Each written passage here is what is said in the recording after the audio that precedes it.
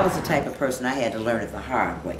You could not tell me anything. I could not see you experiencing something and recognize, oh, I better not do that. I had to do it the hard way. But they watching the show and they want something for nothing. Because I know it's probably people have seen you on, you've been on my show 6-7 years now. Is that right? It's been at least 2000, 2001, I think. One of the two. It's been a while. Well, it's 2009 now. I'm just thinking, like, God, I know. I forgot when you, but it's been at least 6-7 years. And the point is, people have seen us, they seen you on the show, and they ain't come by and see you. Now, why is that? Because, like you say, they want something for nothing, and the universe does not work like that. But they shouldn't be scared, right? Are you going to bite them? My whole fear is that people come over here to your teacher center.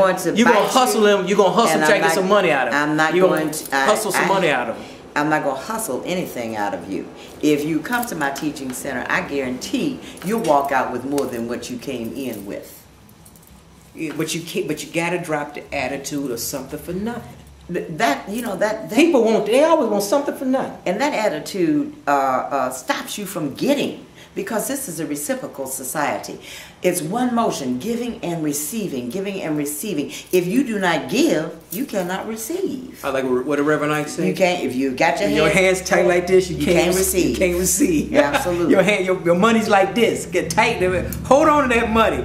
And think about the money. The money is losing value as we speak. It loses, and your hand like this losing value. Money is just a means of exchange. Right. You know, it's God in action. I call it God in action. And if you're hoarding it, yes, you are. It does no good to anybody. In fact, it's losing value as you look at it. That's right. It's losing value. It has to be circulated. Absolutely. Oprah can't take it with her. I have people that come to me, and I have professional people who are in our class, and some have some very good services. So we exchange services. You know, they teach what they can do, and they receive something in return. Like I put you on television and I get a reading. Yes. That's how it works. Yes, absolutely. I have massage therapists, I have reflexologists, I have herbalists, I have all types of people. Right. And sometimes I don't need their service, but I give them what I have, and hopefully they'll pay it forward. They'll give it to somebody who does need it. Right. That's why what happens is that people come over here, they say, oh, that's number little storefront over there in 3,000 or whatever, way over there by the lake on 79th Street. What are they going to have to offer? But I know from personal experience, if somebody had cancer, they need to come see you. Absolutely. They about to lose their job, or they lost their job. They need to come see you. Because you need some wisdom. There was a girl that saw me on your show that started coming here about 4 weeks ago, who had not worked in 14 months. I worked with her. She went and got her physical the other day for a new job that she's starting in 4 weeks. So they making what they call demonstrations. Absolutely, demonstrations. And like you said, people they get so caught up into the numbers. They say if you come to the teaching center with the Sunday at what time? 12:30. 12:30. At 12:30. And if they see 5 people up in here, they like, what is that all about? Might be 3. It might be 4, might be 3. It might be Whoever is here at that moment is who's supposed to be here. I don't get caught up in results. I don't get caught up in numbers. I don't get caught up in mega churches. I'm looking at so many mega churches that are collapsing.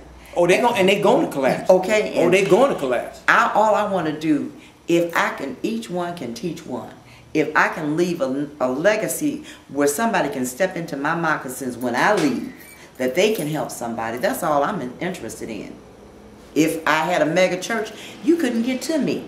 Well, that's the downside. People call me in the middle of the night. Right. Mama Lopez, I need help, so and so and so and so.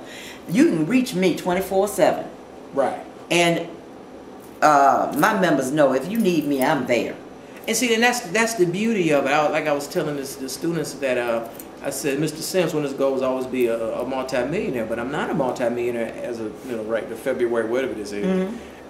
It's because I don't want to do what multi-millionaires do. Okay. And the ones I've met, these folks work. And like you said, I is lazy. I ain't gonna lie to you. I mean, you know what I'm saying? Because I know I have to be careful for those words and the words. Right, exactly. They go out, they don't come back to me void. But I'm saying is that millionaires, these folks, up to this point. Yeah, right. But they work hard. They do. They work really hard. And the story I like to tell is that when I met Beyonce years ago, And she wasn't talking to me, long story, but she was talking to a stylist or something. She said, and I'm saying this for the first time publicly because it's on the YouTube, and she was saying that I would like to have a regular job. I'm not embellishing at all. A private life. She said, I like to have a regular. I wonder how it feels to work the drive-through at Popeyes. You know what I'm saying? Because she's always making money. She got to make money. She's not making money just for her. I mean, a lot of folks depend on her making money. Exactly. It's like Oprah Winfrey. And then, like you said, I was told at one time, like Beyonce, she can't gain no real weight. She got to remain. I bet sometimes you're like, man, I like to eat. You know what I'm saying?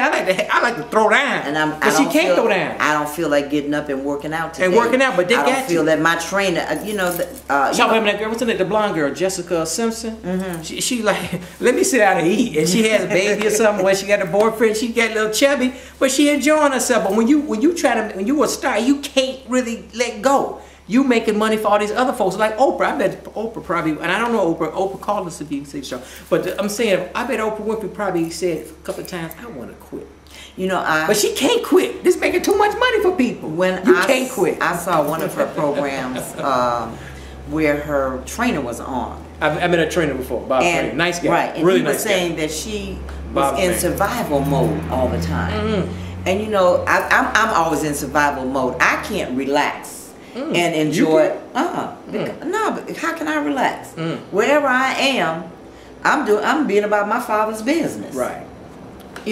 So there are people. I don't have a clue how it would be just to be an ordinary person. Yes. I don't have a clue.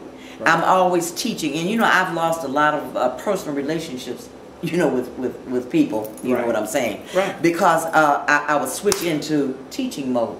I didn't know how to just be a regular person. Right. So I can totally, relate to what you're saying. But people who are successful, it's a sacrifice. Yes. You have to give up something in order to attain what you want. It's like Oprah, man. Like I said, when she's on that road, she really couldn't stop if you were to have a child, and a couple of children, and a husband in the house in the suburbs.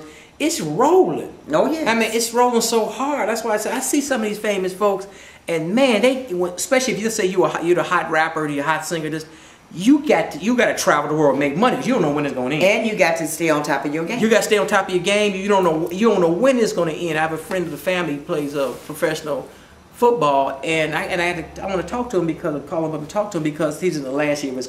Well, he got to negotiate his new contract because most ball players play 3 years, 3 and out. So like he told me before, you got to practice, you got to study that playbook, you got to lift it because everybody wants your job. You don't know where it could be your last game, and the millions of dollars is over. It's over, and you got to have something to fall back on because and you can run. Like I said, a lot of the basketball players who didn't get the big contract, a lot of them guys are broke after 5 years. Broke because you can run through $1 million real quick. $1 million ain't what it used to be. And no, you can run through it real quick. A lot of my children and family members are in the entertainment business, and I always tried to instill into them have something to fall back on. At least know some entertainment law, know something, because once you're no longer performing or once you're no longer doing what you're doing, you have to have something else that you got to have plan B. You got to have plan B. Because most celebrities will be has-beens. Yeah, and sometimes you're that one song wonder. That's it, and it's over. You got to go get a job. I was wondering what a lot of rappers, a lot of entertainment singers, even ball players who never make the big money. What are they doing? They got to go get a job.